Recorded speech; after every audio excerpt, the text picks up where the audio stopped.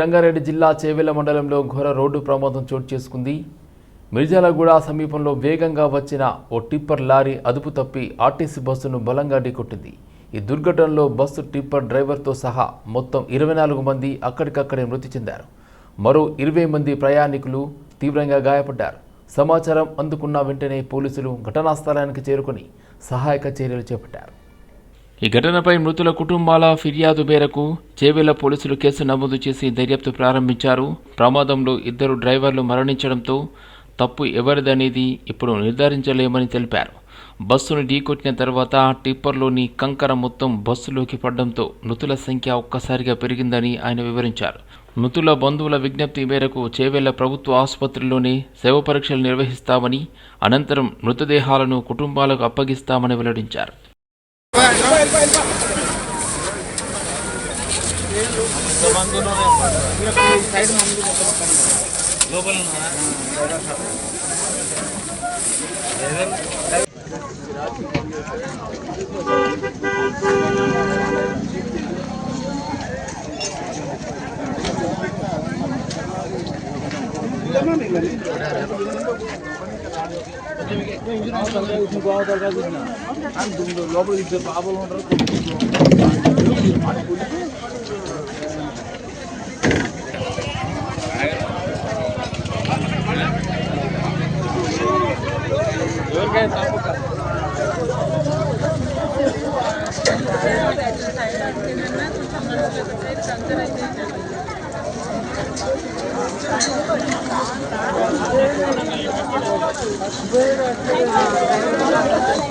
ఈ తందూరు డెపో బస్ ఇది హైదరాబాద్ వైపు వెళ్తున్నప్పుడు ఈ మన్నెగూడ వైపు హైదరాబాద్ నుంచి వచ్చిన ఈ టిప్పర్ రాళ్ళు ఉన్నాయి. టిప్పర్లో అది చాలా హై స్పీడ్లో టిప్పర్ వచ్చి అది హెడ్ ఆన్ కొలిజన్ అయింది. ఇది దాంట్లో 10 మహిళలు, 8 మంది పురుషులు, తర్వాత ఒక 3 నెలల చిన్న పాప కూడా దాంట్లో ఉన్నాయి.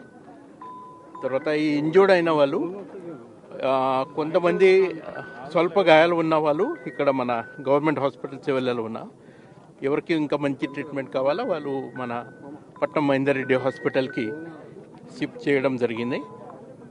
తర్వాత కొంతమంది ఆల్రెడీ వాళ్ళకి ఏం ఇంజురీ ఏమీ లేవు, వాళ్ళు ఇంటికి వెళ్ళిపోయారు. వాళ్ళని కూడా మనం ట్రాక్ చేస్తున్నారు.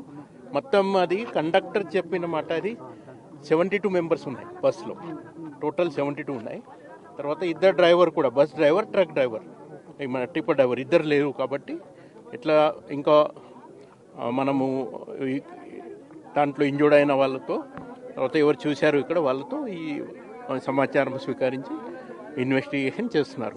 తర్వాత ఇప్పుడు ఈ బాడీస్ అది ఇన్క్వెస్ట్ ఆల్రెడీ స్టార్ట్ అయినాయి. ఒక 7-8 బాడీస్ గుర్తించారు. పోస్ట్ మార్టం అన్ని మన ఉస్మానియా హాస్పిటల్లో టీమ్ ఆఫ్ డాక్టర్స్ అన్ని చేస్తారు. అక్కడ 72 అని చెప్పారు. కండక్టర్ చెప్పిన 72. ఎస్ఎల్బీసీ టర్నల్ విషయంలో బీఆర్ఎస్ రాజకీయం చేయడం సరికాదని తెలంగాణ ముఖ్యమంత్రి రేవంత్ రెడ్డి అన్నారు. నాగర్ కర్నూలు జిల్లా మన్నవారిపల్లిలో పర్యటించిన ముఖ్యమంత్రి హాలీ మ్యాగ్నెటిక్ సర్వేకు సిద్ధంగా ఉన్న హెలికాప్టర్ అధునాతన పరికరాలను పరిశీలించారు.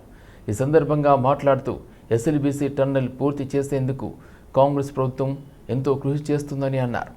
టర్నల్ బోర్ మిషన్తో పనులు చేయడం కష్టంగా మారిందని అన్నారు. ఈ పనులపై రాజకీయం చేయవద్దని కోరారు.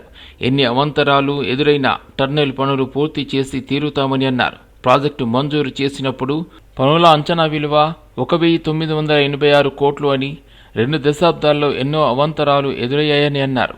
తెలంగాణ ప్రభుత్వం ఏర్పడే నాటికి 30 కిలోమీటర్ల టర్నల్ నిర్మాణం పూర్తయిందని చెప్పారు. టన్నెల్ 1 దాదాపుగా 42-43 కిలోమీటర్లు, టన్నెల్ 2 8 నుంచి 9 కిలోమీటర్లు. దీనికి సంబంధించిన రిజర్వాయర్లు వీటన్నిటిని కూడా 2004లో మంజూరు చేసి 2005లో టెండర్లు పిలిచిండ్రు. ఆనాడు ఈ పని విలువ 2000 కోట్ల రూపాయలు, 1968 కోట్ల రూపాయల మంజూరుతో టెండర్లు ఇవ్వడం జరిగింది. ఆనాడు మొదలైన పనులు. ఆ రోజు ఇది టైగర్ రిజర్వ్ ఫారెస్టు, ఇది చాలా జాగ్రత్తలు తీసుకోవాలి పర్యావరణ విషయంలో. అదేవిధంగా ఈ ప్రాంతంలో ఉండే పులులను సంరక్షించడానికి ఎలాంటి వాటికి ఇబ్బంది జరగకుండా, అత్యంత అధునాతనమైన సాంకేతిక పరిజ్ఞానంతో టన్నెల్ని పూర్తి చేయాలని ఆనాటి ప్రభుత్వం నిర్ణయం తీసుకుంది. టన్నెల్ బోర్ మిషన్ అనేది ఆనాటికి ప్రపంచంలోనే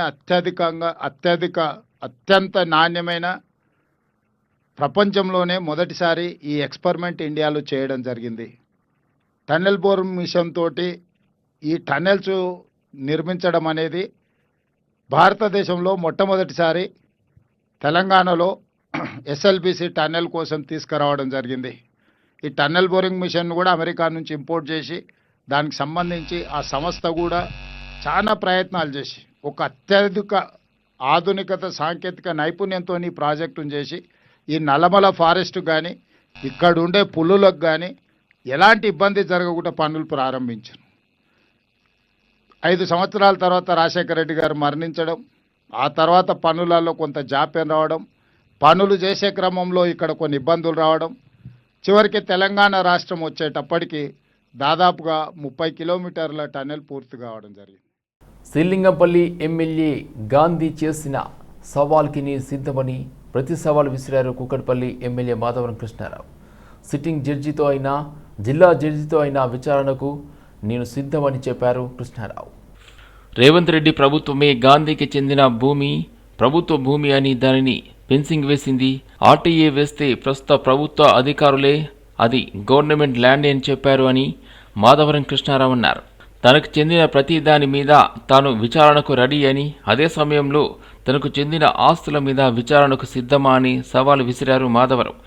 మీడియాలో వచ్చే ల్యాండ్ కబ్జాల కథనాలు తన పేరు మీద రావడం లేదని, శ్రీలింగంపల్లి నియోజకవర్గంలో కబ్జాల గురించి రోజు కథనాలు వస్తున్నాయి, వాటి మీద విచారణకు సిద్ధమా అని కోరారు కృష్ణారావు. నేను అవినీతి పాల్పడాలని, నేను అన్ని ల్యాండ్లన్నీ ఉన్నాయని, నా చిట్టా తీస్తానని ఏవో మాట్లాడాడు. నేను కూడా విజ్ఞప్తి చేస్తా ఉన్నా, నువ్వు ఏదైతే నిన్న మాట్లాడిన ప్రతి దానికి నేను సిద్ధం.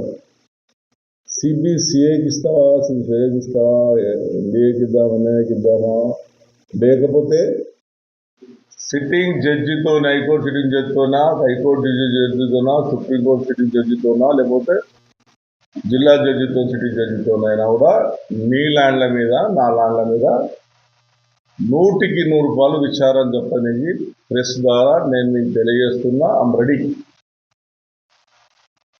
నీ ప్రాపర్టీస్, నా ప్రాపర్టీలకు నువ్వు చెప్పావు, నేను విలేకరులు కూడా అందరూ విజ్ఞప్తి చేస్తూ ఉన్నాను.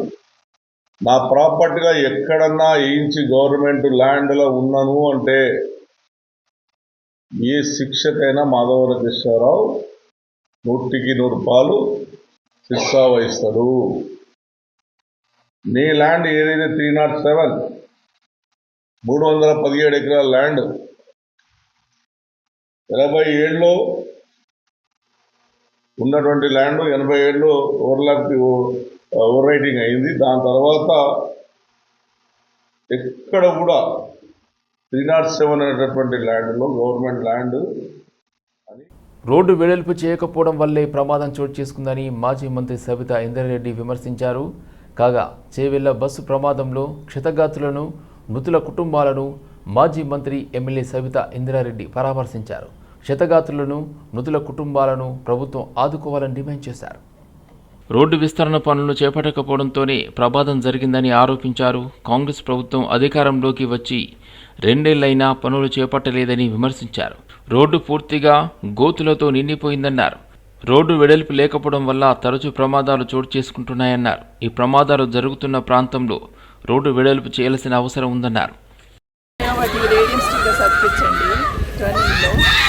ఎక్కడైతే రోడ్డు షోల్డర్స్ అంతా గ్రావెల్ పోసి సెట్ చేయండి అని కొంతవరకు చేసుకొచ్చారు. ఆ తర్వాత గండిపేట నుండి ఇక్కడ వరకు గ్రావెల్ సెట్ చేసుకొచ్చారు. ఆ తర్వాత మొత్తం గ్రావెల్ కూడా పోయారు. అస్సలు యాక్సిడెంట్ స్పాట్ ఎక్కడ మిర్జాగూడ నుండి ఆలూరు వరకు ఉన్న స్పాటే యాక్సిడెంట్ స్పాట్. అక్కడనే టర్నింగ్ ఉంటుంది, అక్కడనే వెహికల్స్ తడబడతాయి. ఆ స్పాట్ చేయాలి. ఆ స్పాట్ షోల్డర్ చేయకుండా కాంట్రాక్టర్ చెప్తే చేసేవాళ్ళు, చేయకుండా ఎంతసేపు కేసు ఉందని డిలే చేసుకుంటూ పోయారు. ఇప్పటికైనా తొందర పూర్తి చేయాలని. మేడం, మంత్రి గారు ఇందాక వచ్చారు, వాళ్ళు చెప్తా ఉన్నారు ఇక్కడ మీరు రోడ్డు విస్తరణ గురించి అడుగుతూ ఉంటే రాజకీయాలు చేయడం కరెక్ట్ కాదనేది వాళ్ళు చెప్తున్నటువంటి మాట. దేనికి రాజకీయం అంటే ప్రతిసారి ఎప్పుడు ప్రమాదాలు జరిగినా కూడా ఇక్కడ రోడ్డు ఆ 2 రోజులు మాత్రమే డిస్కషన్, తర్వాత రోడ్డు విస్తరణ అనేది ఉండదు. మీరు అట్లా అనుకుంటున్నారు. మధ్యలో ఎన్జిటీలో కేసు ఉందంటే మా బాబు లోకల్ ఉన్న నాయకులను కూడా తీసుకొని చెన్నై పోయి ఉన్నాడు. అసలు ఎందుకు ఎన్జిటీలు ఎందుకు అవుతుంది? 2 సంవత్సరాలు అయిపోతుంది కదా, ఎందుకు ఎన్జిటీలు అవుతుంది? ఏమడుగుతున్నారు అసలు? ప్రభుత్వం ఏంటి రెస్పాండ్ అవుతుందని మా బాబు మొత్తం చెన్నై వరకు ఇక్కడున్న లీడర్ని రిపోర్టర్ తీసుకొని పోయారు. ఆ రోజు కూడా గవర్నమెంట్ నుండి మా అమ్మ అనుకుంటూ వచ్చింది. వాళ్ళు అడిగిన దానికి ఏం సమాధానం చెప్పలేదు, ఏం చేయలేదు. అక్కడ ఉన్న జడ్జి కోపడ్డారు, మళ్ళీ వెనక్కి వచ్చేసారు. దాన్ని ఇమీడియట్గా ఫాలోఅప్ చేసి అసెంబ్లీలో అడిగిన రోజు కూడా ఏం చెప్పారు, ఇమీడియట్గా అయిపోతుంది, రోడ్ స్టార్ట్ చేస్తున్నామని నన్ను కొంచెం ఆ రోజు ఏదో మాట్లాడేశారు. సరే, మేము దాంట్లో రాజకీయం చేయొద్దని వదిలేసినాం. ఒకటి మాత్రం క్లారిటీ ఏంటి, గతంలో మన టిప్పుకాన్ బ్రిడ్జ్ దగ్గర నుండి అక్కడ నుండి ఆర్ఎంఎస్ నుండి మొదలు పెడితే రాష్ట్రంలో పత్తి రైతుల పరిస్థితి దయనీయంగా మారిందని, తేమ పేరుతో కొనుగోలు కేంద్రాల్లో వారిని దారుణంగా మోసం చేస్తున్నారని తెలంగాణ జాగృతి అధ్యక్షురాలు ఎమ్మెల్సీ కల్వకుంట్ల కవిత తీవ్ర ఆగ్రహం వ్యక్తం చేశారు. Cotton corporation of India CCI కేంద్రంలో అధికారులు సృష్టిస్తున్న ఇబ్బందుల వల్ల రైతులు గిట్టుబాటు ధర కోల్పోయి ప్రైవేటు వ్యాపారులను ఆశ్రయించాల్సి వస్తుందని ఆమె ఆవేదన వ్యక్తం చేశారు. ఆదిలాబాద్ జిల్లాలో చేపట్టిన జాగృతి జనం బాట కార్యక్రమంలో భాగంగా ఆమె జిల్లా కేంద్రంలో పర్యటించారు. ఈ సందర్భంగా ఆమె మాట్లాడుతూ తేమ సాకుతో సిసిఐ అధికారులు రైతులను ఇబ్బంది పెడుతున్నారు. దీంతో దిక్కులేక రైతులు తమ పంటను ప్రైవేట్కు అమ్ముకుంటున్నారు.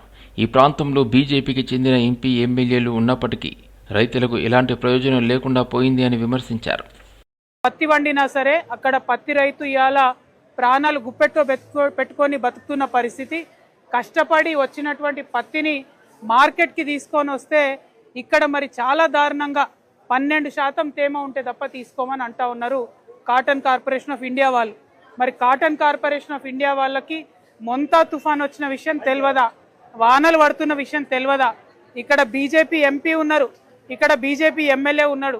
మరి కనీసం పత్తి మార్కెట్కు రాకముందు మరి మీ యొక్క కేంద్ర ప్రభుత్వంలో ఉన్న మంత్రులకు, కాటన్ కార్పొరేషన్ ఆఫ్ ఇండియాకు ఉత్తరాలు రాయాలన్నటువంటి కనీస జ్ఞానం ఇక్కడ ఉన్నటువంటి ఎమ్మెల్యేలకు, ఎంపీలకు లేకపోతే చాలా దారుణం. వాళ్ళు రాయకుండా తమాషా చూస్తురియాల. కలెక్టర్ గారికి మాట్లాడితే నేనేం చేయలేను, మీరు అక్కడ కాటన్ ఇండస్ట్రీకి మాట్లాడుండ్రి, మీరు టెక్స్టైల్ మంత్రికి మాట్లాడుండ్రి కేంద్రంలో అని చెప్పి కలెక్టర్ గారు మాట్లాడుతున్నారు. ఇంకొంచెం గట్టిగా మరి మార్కెట్ బంద్ పెట్టవయ్యా, రేపో ఎల్లుండో 12 నుండి 20% తేమ వచ్చినాక రైతులు అమ్ముకుంటారంటే మీరు రాష్ట్ర ప్రభుత్వానికి మాట్లాడండి అంటారు. మరి కలెక్టర్ ఇట్లా మాట్లాడతారు, ఎంపీ మాట్లాడరు, బీజేపీ ఎమ్మెల్యే ఉన్నాడు ఆయన మాట్లాడాడు. మరి ప్రతిపక్షంలో ఉన్న బీఆర్ఎస్ వాళ్ళు మాట్లాడాలి, జాగృతి లాంటి మేం మాట్లాడాలి. రైతు పక్షాన రైతులు ఓటేస్తేనే కదా ఇవాళ మీరు వచ్చిండ్రు. రైతు డిక్లరేషన్ అని వరంగల్లో చెప్తేనే కదా మీరు వచ్చిండ్రు. మేము ఇవాళ కోరేది ఒకటే, డిమాండ్ చేసేది ఒకటే కాంగ్రెస్ ప్రభుత్వాన్ని. ఇక్కడ ఆదిలాబాద్ పత్తి మార్కెట్లో రైతుల గోస చూస్తుంటే కళ్ళకు నీళ్ళొచ్చే పరిస్థితి ఉన్నది, కడుపు దొరకపోయే పరిస్థితి ఉన్నది. రంగారెడ్డి జిల్లా చేవెళ్ల సమీపంలోని మిర్జాలగూడ గేట్ దగ్గర బస్సు ప్రమాదానికి గురైన బస్సులో 10 మందిని వికారాబాద్ జిల్లా ఆసుపత్రికి తరలించారు. అందులో సోమయ్య అనే వృద్ధుడు వయస్సు 63 గ్రీన్ సిటీ తాండాకు చెందిన వారు ఉన్నారు. మరో 4 తాండా వారీగా గుర్తించారు. మరో 5 మంది హైదరాబాద్కు చెందిన వారుగా తెలిపారు. గాయపడిన వారికి మెరుగైన వైద్యం అందించాలని వికారాబాద్ జిల్లా కలెక్టర్ ప్రతీక్ జైన్ అధికారులకు సూచించారు. మరో 2 వికారాబాద్ ఈషా ఆసుపత్రిలో చికిత్స పొందుతున్నారు.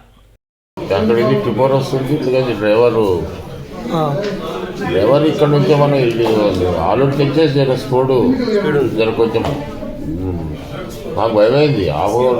కట్టు కొడుతున్నాడు డ్రైవర్. ఏ డ్రైవర్? బస్ డ్రైవరా లేకపోతే బస్ డ్రైవర్? అక్కడ మాకు టిప్పర్ డ్రైవర్ మాకు తెలియదు. ఎన్ని గంటలకు ఎక్కారు సార్ మీరు బస్సు? ఎక్కడి నుంచి ఎక్కడ పోతారు? 5 గంటలకు ఎక్కినాడు. ఎక్కడ ఎక్కారు? తాండూరు. ఏడికి వెళ్తారా? సిటీ పోతారా? మేము వైనాబాద్. ఎంతమంది సార్? ఇంకే మీ పక్కన మీరు మన పక్కనే ఒక ఆయన యాక్సిడెంట్ చూసారా మీరు? ఎక్కడ తల్లిదండ్రులు గతం వచ్చి ఇంకేం అంత కంకర వచ్చి మొత్తం మీద పడుతుంది అందరి మీద. సుమారు ఎంతమంది ఉంటారు బస్సులో? ఉంటారు, ఫుల్లే ఉంటుంది. స్టాండింగ్ అయితే మొత్తం 60-70 మంది దగ్గర ఉంటుంది. స్టాండింగ్ 70 మంది దగ్గర ఉంటుంది. బస్సు ఫుల్ ఉంది అయితే. బస్సు ఫుల్ ఉంది. తాండూరు నుంచి హైదరాబాద్ వెళ్తున్నాం. ఇవాళ మా పిల్లలు ఎగ్జామ్ ఉండే, వాళ్ళకి ఎగ్జామ్ ఒక రోజు ఉండే, వెళ్ళిపోదాము అయిపోయింది కదా అని వచ్చింటి మేము. మా బావ దగ్గరికి వచ్చింటి మేము. ఇంకా అందరూ పోదామని ఒకసారి పొద్దున్నే బస్సుకి వెళ్ళిపోదాం, ఎగ్జామ్ లోపల వెళ్ళిపోతాం మేము, పిల్లలకు దొరుకుతుంది అని వెళ్తుంటే ఇంకా స్పీడ్లో ఉండవు వాళ్ళు. ఆయన స్పీడ్లో ఈయన స్పీడ్లో ఇద్దరు కొట్టుకుని మేము వెనకాల బ్యాక్ సైడ్ ఉండి మేము మొత్తం బ్యాక్ సైడ్ ఉండి మేము. మాకేం కాలేదు, కొద్దిగా నాకు చెయ్యి ఇరిపోయింది, మొత్తం ఇది పని చేస్తలేదు, ఇలా ఇస్తలేదు, అయిపోయింది, ఇరిపోయింది. ఈరోజు ఉదయం రంగారెడ్డి జిల్లా చేవెళ్లే వద్ద జరిగిన బస్సు ప్రమాదం తీవ్ర విషాదాన్ని మిగిల్చింది. తాండూరు నుండి హైదరాబాద్ వెళ్తున్న ఆర్టీసీ బస్సును కంకర లారీ ఢీకొట్టింది. ఈ ప్రమాదంలో 24 మందికి పైగా ప్రయాణికులు స్పాట్లో మృతి చెందారు. మృతుల్లో బస్సు లారీ డ్రైవర్లు సహా 11 మంది మహిళలు మృతి చెందారు. ఇక ఒక చిన్నారి కూడా ఇందులో ఉన్నారు. ఇందులో ఒకే కుటుంబానికి చెందిన 3 అక్కా చెల్లెళ్ళు ఒకేసారి మృతి చెందడం తీవ్ర విషాదాన్ని మిగిల్చింది. తాండూరు వడ్డెర గల్లీకి చెందిన తనూష, సాయి ప్రియ, నందిని మృతి చెందారు. ఎన్నో ఆశలతో మొదలైన వీరి ప్రయాణం అర్ధంతరంగా ముగిసింది. ఘటనా స్థలంలో ప్రయాణికుల ఆర్తనాదాలు మనసుల్ని పిండిస్తున్నాయి. వీరిలో రెండవ కూతురు తనూష MBA చదువుతుంది. హైదరాబాద్లోని కోటి ఉమెన్స్ కళాశాలలో 3వ కుమార్తె సాయి ప్రియ డిగ్రీ ఫైనల్ ఇయర్, 4వ కుమార్తె నందిని డిగ్రీ ఫస్ట్ ఇయర్ చదువుతున్నారు. ఈరోజు ఉదయం హైదరాబాద్లోని హాస్టల్కి వెళ్లేందుకు ట్రైన్లో వెళ్లేందుకు యత్నించగా ట్రైన్ మిస్ అయింది. దీంతో తండ్రి ఎల్లయ్య గౌడ్ 3 కూతుళ్లను తాండూరు ఆర్టీసీ బస్ స్టేషన్లో దింపేశాడు. హైదరాబాద్ బస్సు ఎక్కించాడు. ఇటీవలే అక్క పెళ్లిలో ఆనందంగా గడిపిన క్షణాలు ఆవిరి కావడంతో కుటుంబమంతా విషాద ఛాయల్లో మునిగిపోయాయి.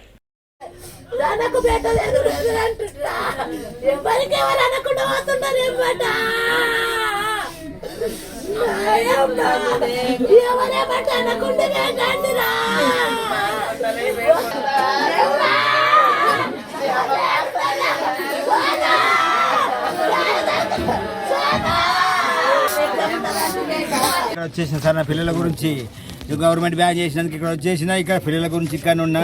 మా పిల్లలు వచ్చినారు, అక్కనే మనం డాడీ జాబ్ ఎక్కినామా అని చెప్పారు. వచ్చిన జాబ్ వస్తుంది, డ్యూటీ వస్తుంది అని చెప్తే పొద్దుగా 5 గంటలకు బస్సు ఎక్కించిన.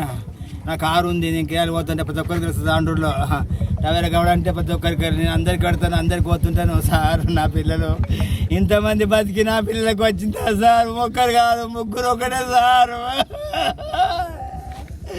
ఒక్కరన్నా ఉండతే ధైర్యం సార్ నాకు. వాళ్ళే మా ఆయన వద్దు అంటే పిలిపియకంటే పిలిపించేది.